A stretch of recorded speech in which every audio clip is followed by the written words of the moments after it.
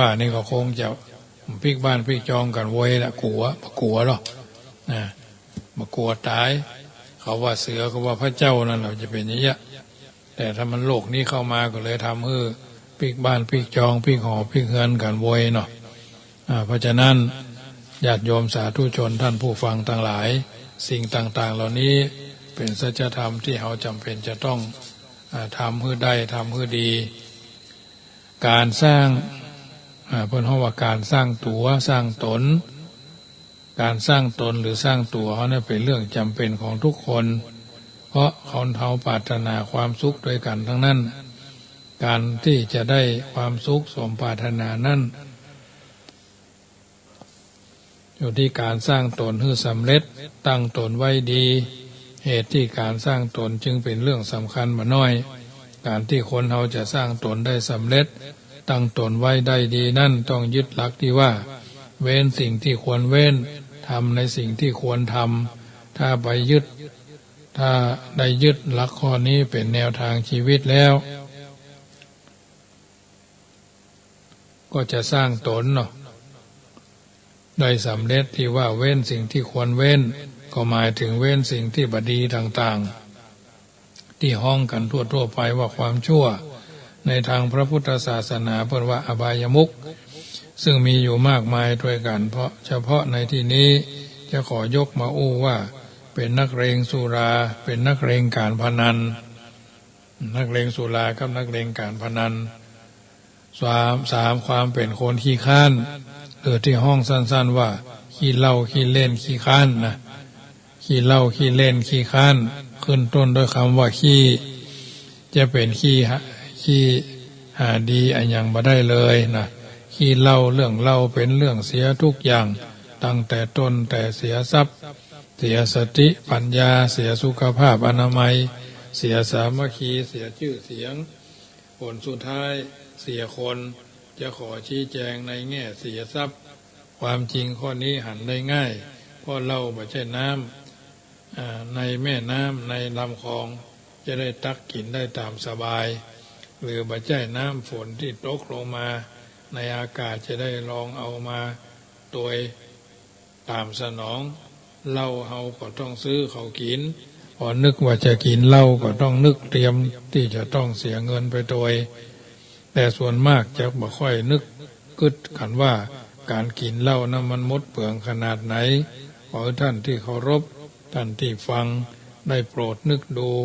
สมมติว่าเขากินเหล้าวันละ1 ขวดบ่ต้องเอาเหล้าดีเหล้าสูงเช่นแม่โขงหรืออันยังมาเป็นเครื่องการันตีเหล้าขาวธรรมดานี่แหละขวดละ6 บาทสมมุติเอาต้องเปลืองค่าเหล้าวันละ6 บาทเดือนก็180ปีก็2,160 10 ปีเนาะ10 ปีก็21,600อันเนี้ยหมดเปลืองขนาดไหนเอาอยู่แค่กี่ปี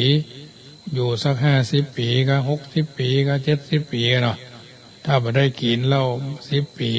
เอาก็มีเงินอยู่20,000 กว่าปลูกบ้านได้ใหญ่โตอย่างสบายเท่าที่จะทำได้หรือซื้ออย่างอื่นลงทุนอย่างอื่นอันนี้กินเหล้าหมดเปลืองอย่างนี้อันนี้โอเฉพาะเหล้าเท่านั้นยังไม่ได้ว่ากันถึงเรื่องกับแก้มค่ากับแก้มยิ่งกว่าเหล้าเสียด้วยซ้ำไปสังเกตดูตามวงเหล้าตั้งเข้าขวดหนึ่งแล้วก็ต้องมีกับแก้มล้อมวงทีเดียวกับแก้มล้วนแต่เป็นของดีและแพงเช่นหมูเห็ดเป็ดไก่เป็นต้น พอถือกันอยู่ในกลุ่มนักสุราว่ากับกินกับเหล้าว่ากับกินเหล้ากับกินกับเหล้าเข้ากินกับเกลือนะสุราว่ากับกินกับเหล้าเนาะเข้ากินกับเกลือฉะนั้นเข้าจึงกินกะอันยังก็ได้ส่วนเหล้าต้องกินกับแก้มดีๆเมื่อรวมทั้งค่าเหล้าค่ากับแก้มแล้วจึงเป็นเรื่องที่หมดเปลืองมากๆฉะนั้นผู้ที่หวังจะสร้างตนจึงควรงดเว้นสุราหรือเหล้าขี้เล่นหมายถึงการเล่นการพนันทุกชนิดจะเป็นเรื่องอันยังก็ตาม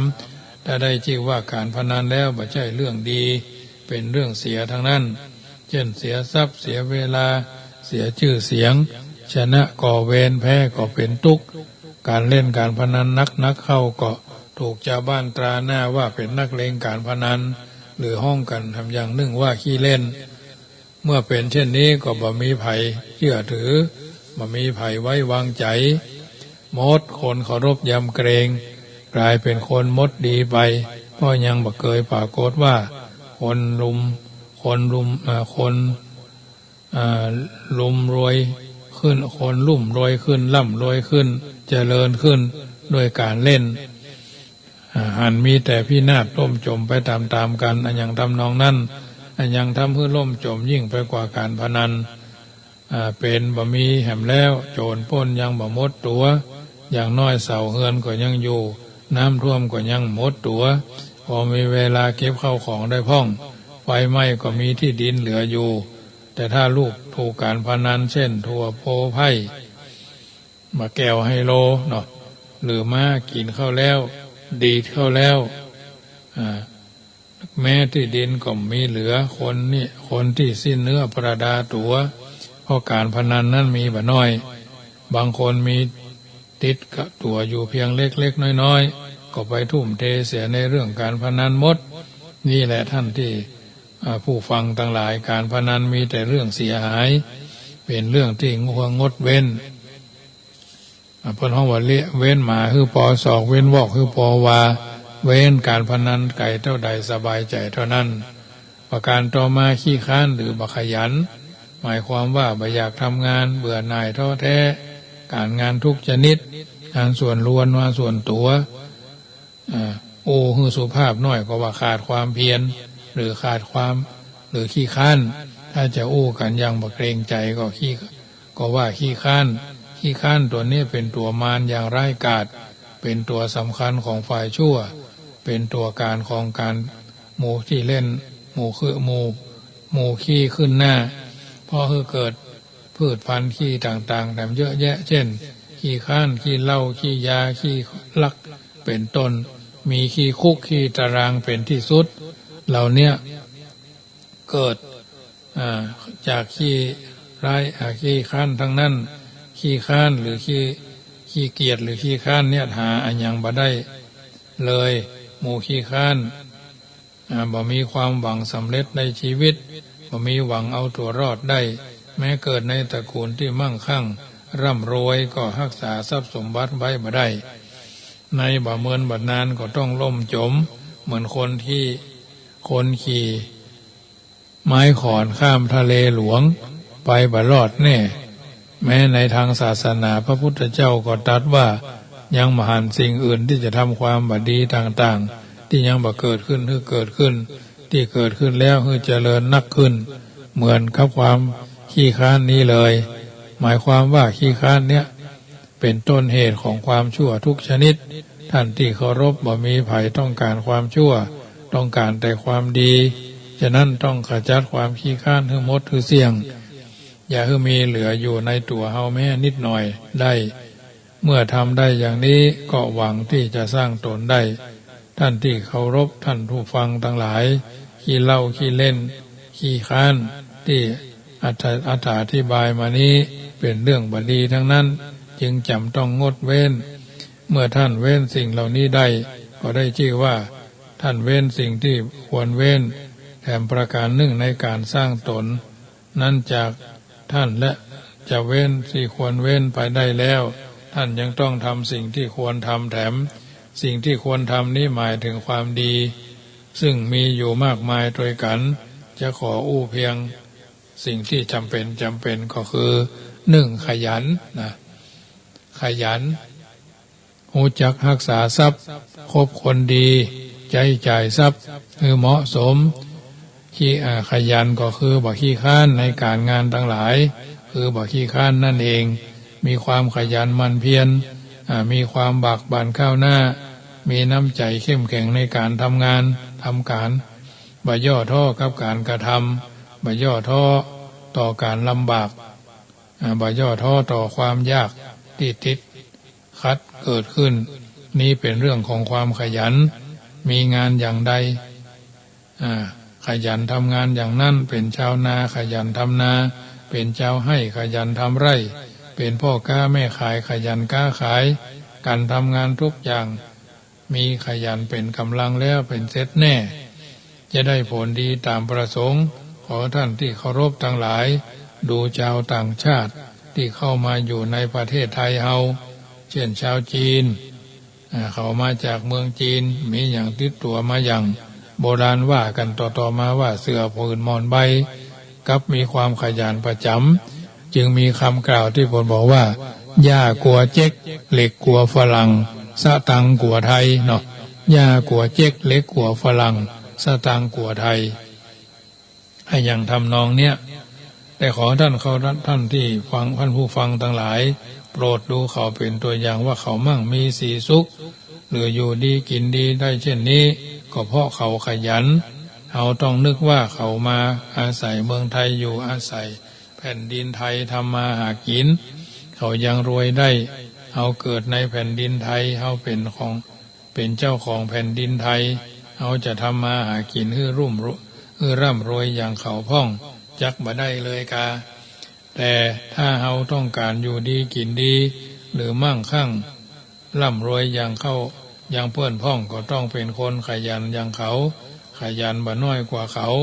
ถ้าขยันได้อย่างนี้เราก็บ่มีเงินทองใช้แม้พระพุทธเจ้าก็ตรัสว่าคนขยันย่อมหาทรัพย์ได้ดังนี้สองรู้จักรักษาทรัพย์ที่หามาได้ด้วยความขยันบ่ทำเป็นอันตรายหรือเสียหายทรัพย์ที่หามาถ้าบ่มีการรักษาย่อมเก็บไว้บ่ได้มีแต่มดเสี่ยงไปเหมือนตุ่มหัวตักน้ำใส่บ่รู้จักเต็มแม้จะมีความขยันหมั่นเพียรทำงานจนตัวเป็นเกลียวชนิดอาบเหงื่อต่างน้ำได้เงินมากมายจริงแต่เมื่อบ่รู้จักรักษาแล้วก็เก็บไว้บ่อยู่เมื่อเป็นเช่นนี้ก็บ่เป็นอันตั้งตัวได้ฉะนั้นเรื่องการรักษาจึงเป็นเรื่องสำคัญบ่น้อยที่ว่าการรักษาหรือรู้จักรักษานั้นหมายถึงรู้จักเก็บงำรู้จักทนุถนอมรู้จักเสียดายรู้จักบูรณะซ่อมแซมรู้จักทำให้เพชรผลหรือคือให้งอกให้เงยขึ้นไปทำได้อย่างนี้ชื่อว่ารู้จักรักษาทรัพย์สามคบคนดีข้อนี้สำคัญเหมือนกันพระท่านว่าคบคนเช่นใดย่อมเป็นคนเช่นนั้นการคบกันติดกันง่ายๆเป็นไปตามกันง่ายอย่าว่าแต่คนเลยแม้สัตว์เดรัจฉานก็ยังติดได้โบราณเพิ่นบอกว่ามีม้าตัวหนึ่งเป็นม้าทรงพระราชาลักษณะงดงามพระราชาจะไปไหนก็ใจเป็นราชพาหนะประจำครั้งหนึ่งคนเลี้ยงม้าบ่สบายทำต่อไปบ่ได้ต้องลาออกพระราชาทรงหาคนเลี้ยงม้าใหม่บังเอิญว่าเป็นคนขาเป๋นายขาเป๋คนนี้แกก็จูงม้าไปเลี้ยงถึงวันม้าก็ฉลาดมาหันคนเดินคนขาเป๋กระเพกมันก็เดินกระเพกเหมือนกันบางกี่วันม้าขาเป๋ไปแล้วพระราชารับสั่งให้หมอรักษาหมอก็ว่าโอ้ถวายบังคมพระพุทธเจ้าข้าพระพุทธองค์ตรวจดูม้าทุกส่วนของมันแล้วไม่เห็นมีอะไรเป็นปกติดีทุกอย่างแต่เดินขาเป๋หมอไม่สามารถจะรักษาได้มีนักปราชญ์ท่านหนึ่งกราบทูลว่าข้าแด่พระองค์ผู้เจริญม้าตัวนี้ไม่ต้องรักษาอะไรเพียงแต่พระพุทธองค์ท่านให้พระองค์ท่านเปลี่ยนคนเลี้ยงม้าเสียใหม่หาคนขาดีๆมาเลี้ยงก็จะทำให้ม้าเป็นปกติเหมือนเดิมเหมือนนานพระราชาก็เปลี่ยนคนเลี้ยงม้าก็เป็นเดินตามปกติเพราะฉะนั้นผู้ที่หวังจะสร้างคนเนาะจะสร้างคนให้เป็นมนุษย์จะสร้างมนุษย์ให้เป็นกัลยาณปุถุชนก็จะต้องเอาตัวอย่างที่ดีเพราะเขาว่าแบบแผนแบบฉบับเป็นต้นคิดเป็นต้นแบบเป็นต้นไม้เป็นต้นน้ำนะฉะนั้นผู้หวังจะสร้างตนพยายามคบแต่คนดีคือคนที่ขยันหมั่นเพียรคนที่ประกอบอาชีพสุจริตคนที่บหันแก่ตัวรู้จักแพ้รู้จักชนะรู้จักเสียสละมีเมตตากรุณามีศีลธรรมมีวัฒนธรรม ถ้าเมื่อท่านคบคนเช่นนี้ก็ชื่อว่าคบคนดีมีหวังที่จะสร้างตนได้สามารถสร้างสรรค์สิ่งที่ดีที่งามประการต่อมาก็คือใช้จ่ายเหมาะสมหมายความว่ารู้จักใช้จ่ายรายได้รายรับรายจ่ายรายเหลือเนาะข้อนี้อย่าเข้าใจว่าต้องประพฤติเบียดเบียนเบียดกรอตนเองทนเอายากด้วยมุ่งจะจ่ายทรัพย์ท่าเดียวตามอย่างนี้ท่านตีว่าเป็นคนตรณีบ่สำเร็จประโยชน์ธรรมดาทรัพย์ย่อมเป็นเครื่องบำรุงตัวและครอบครัวได้ความสุขสำราญถ้าบ่ทำประโยชน์นี้ได้ก็เท่ากับบ่มีบางทีก็กลับเพิ่มทุกข์แหมเช่นอย่าเข้าใจว่าควรจ่ายจนทรัพย์หมดสุดแต่จะบำรุงตนให้เป็นสุขได้อย่างไรก็จ่ายอย่างนั้นทำเช่นนั้นท่านติว่าเป็นคนสุรุ่ยสุร่ายบ่ได้สุขเสมอไปมีแต่จักเดือดร้อนภายหลังการหู้จักใช้จ่ายนั้นดังนี้คือต้องกำหนดหูรายได้รายจ่ายว่าฝ่ายละเท่าใดเป็นรายวันก็ตามรายเดือนรายปีก็ตามอย่าให้รายจ่ายเกินรายได้ถ้าหาได้น้อยก็กระเม็ดกระแม่พอเลี้ยงตนควรอดของฟุ่มเฟือยต่างๆเสียใช้จ่ายแต่ที่ทำเป็นจริงๆหรือลักที่ว่าอย่าเพิ่งกินหิวค่อยกินนะอย่าเพิ่งกินหิวค่อยกินนะเขาทำนองที่นี่ว่าเข้าลักที่ว่าอย่าเพิ่งกินหิวค่อยกินความอยากกับความหิวนี่มันเหมือนกันนะอยากบ่ได้หรอกกินก็ได้บ่กินก็ได้ถ้าหิวนี่ต้องรีบกินมาอั้นไส้กิ่วเนาะถ้าหามาได้นักขยับจากการเลี้ยงชีพพอให้ได้ความสุขสำราญตามกำลังทรัพย์แต่ต้องแบ่งออกเป็นรายเหลือเพื่อที่มีเหตุการณ์ฉุกเฉินเกิดขึ้นเช่นเจ็บไข้จะได้จ่ายเป็นการจรแม้มีทรัพย์นักหากบ่ฮู้จักใช้จ่ายเช่นให้รายจ่ายเกินรายได้ทรัพย์ย่อมจะหมดไปเหมือนบึงเหมือนหนองที่เต็มด้วยน้ำถ้ามีทางน้ำไหลออกมากกว่าทางเข้าก็จะแห้งไปได้ท่านผู้ฟังทั้งหลายเมื่อท่านต้องการสร้างตนให้มีความสุขท่านต้องใช้จ่ายพอเหมาะพอควรอย่าเป็นคนขี้จิตรณีอย่าเป็นคนสุรุ่ยสุร่ายเพราะคนตรณีโกงตัวเองคนสุรุ่ยสุร่ายโกงลูกโกงหลานขอให้คิดดูเถอะว่าจะหันเองโปร่งอย่าโกงตัวเองอย่าโกงลูกโกงหลานใช้จ่ายพอเหมาะพอควรตามกำลังทรัพย์ที่หามาได้ทำได้อย่างนี้ชื่อว่าจ่ายเหมาะสมมีหวังจักสร้างตนได้ท่านผู้ฟังทั้งหลายเท่าที่ได้สาธยายมานี้มอบเป็นปฏิพรกับทุกคนทุกท่านที่ฟังอยู่ทางบ้านมีหลายคนโยมแม่ย่าน้องพัดลมโยมแม่เรนูชัยวงศ์โยมพี่น้องหนองช่างคืนเนาะได้มีโอกาสฟังน้ำฟังธรรมกันก็ขออนุโมทนาในส่วนนี้ที่ตั้งใจฟังกันอยู่เป็นประจำเป็นนิทัศนะอุทาหรณ์เตือนจิตสกิดใจเป็นประจำวันนี้ท่านมีโอกาสได้ยิ้มวันนี้ท่านได้มีโอกาสได้ยิบเงินได้จับเงินกันหรือไม่ตอนเจ้าก็ฮือปอนท่านไปว่าพุทธังเป็นเงินธรรมังเป็นทองสังฆังเป็นข้าวเป็นของไหลมาเทมาเนาะมีสตังค์ใจเหลือกินเหลือจ่ายเหลือใจเตตานเป็นส่วนหนึ่งนำมาเอื้อนเจริญพรญาติโยมสาธุชนท่านผู้ฟังทั้งหลายรายการเสียงธรรมก่อนรับตาก็มาถึงช่วงสุดท้ายก่อนนำรายการจากท่านไปประจำวันนี้ก็ถือว่าเป็นส่วนหนึ่งนำมาเอื้อนเจริญพรเนอะหับสายก็เนาะเจริญพรเป็นน้องประภัยฟังประจำเนาะชัดเจนกว่าทั้งบุญชัดเจนกว่าทั้งบุญหนาวกว่าทั้งบุญหนาวก็ทอดเนี่ยทางภาษานี่เย็นจิ้วๆเนี่ยอันนี้ก็หมอกหนาวเย็นมาให้ดีเนี่ย นี่มันกลางโต่งเลยนะนี่ก็หินกลางโต๊ะเหมือนกันค่ะนกเขาเหมยห้องเช้าไอ้เนี่ยเจ้าเอาไปกำลังใจไม่ล่าเนอเป็นกำลังใจให้ท่านด้วยนะเจ้าเจริญพรพี่น้องแม่ล่าเดิมเป็นอยู่แม่โจ้เนาะไปอยู่อันปะไผ่สันซ้ายอนุโมทนาเนอวันนี้รายการนี้ก็มาพระกับญาติโยมคืนวันเสาร์เนาะคืนวันเสาร์เนาะก็ไม่ได้ปะกันเนอะเพราะว่าวันพุธนี้ยุดเนาะวันศุกร์ละการอาตมามีก็ถือโอกาสจะได้ไปเป็นเจ้าภาพศพแม่อุ้ยอวนกิติลังกาญาติโยมฟังขึ้น104นี่จะห่วมกินห่วมตาลก็ได้เนอะอาตมาภาพก็จะจัดผ้าไตรไปสังฆทานกันเทศแล้วก็ผ้าปังสกุลปัจจัยตามที่เฮามีศรัทธาเอาไปห่วมกินห่วมตาล10 กว่าปีที่ร่วมขึ้นสีขาวก็เพิ่นมาเพิ่นก็ห้อมกินน้อมตาลไปไหนก็ไป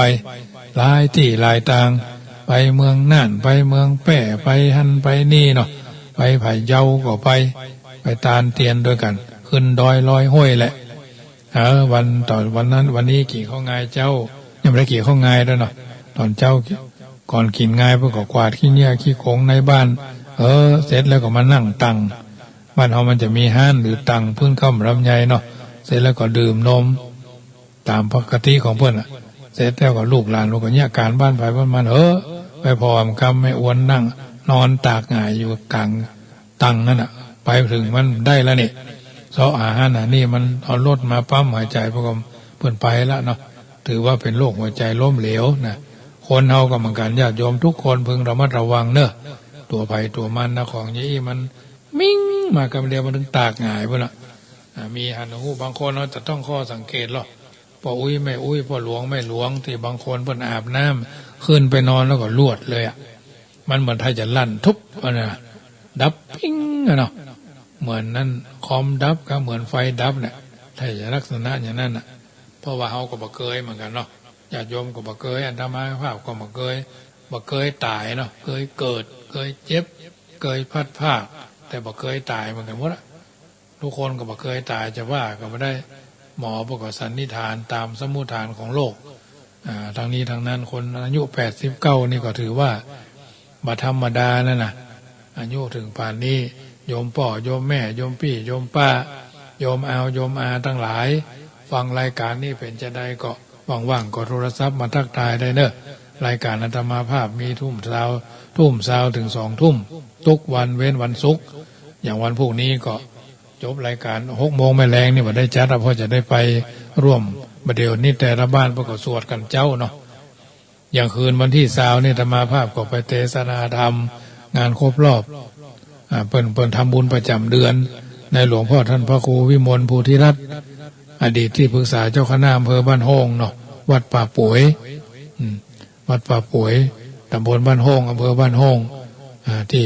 ใกล้ๆกับหอนาฬิกาอำเภอบ้านโฮงน่ะเปิ้นนิมนต์ไปเทศนาธรรมเมื่อคืนประมาณทุ่มเนาะเจริญพรโยมแม่เรนู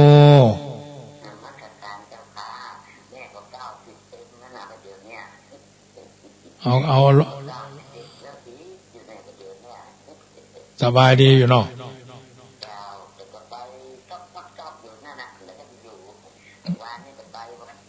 เหมือน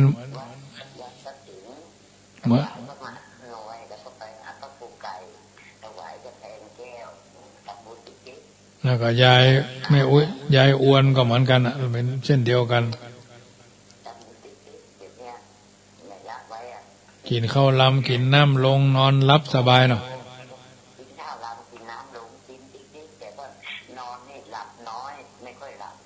นั่นเสียถ้ามาก็ตี 2 ตี 3ก็สะดุ้งแล้ว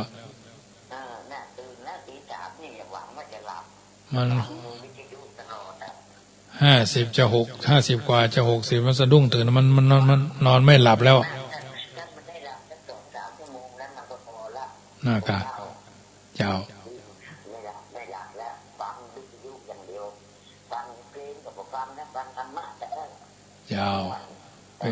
กำลังใจโยมแม่เรนูเนอเจริญพรแม่เรนูก้อนแก้วอันนี้ก็ฟังมาตลอดไปกับพระครูไก่ไปไหนก็ไปกันเนอะ ญาติโยมสาธุชนอนุโมทนาครับโยมแม่วรรณศรีแสงล่าพี่น้องวปปอันนี้ก็จะขึ้นไปอีกไม่นานนะก่อนวันที่25-26นี่ก็จะแวบขึ้นไปกรรมโอ้โหจะไปวันใดจะเจอกันกรรมก็ว่าอยู่บ้านก็ไปเดี๋ยวนี้อยู่หน้าบ้านนะเนอะนะอาจจะขึ้นไปทางลำปางขึ้นไปเมือง